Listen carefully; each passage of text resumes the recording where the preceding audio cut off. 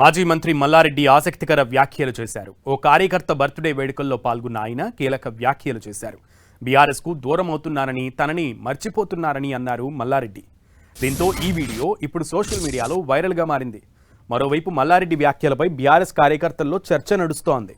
మల్లారెడ్డి మరో పార్టీలో చేరుతున్నారంటూ మేడ్చల్ బీఆర్ఎస్ శ్రేణులు చర్చించుకుంటున్నాయనే ఊహాగానాలు వినిపిస్తున్నాయి.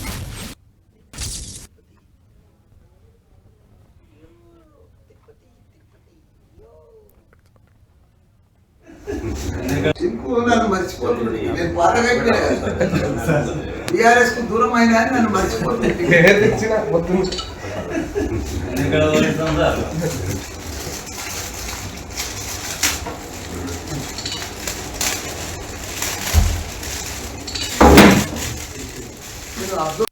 నన్ను మర్చిపోతుంది. నేను పాతగా బీఆర్ఎస్ కు దూరం అయినా నన్ను మర్చిపోతుంది.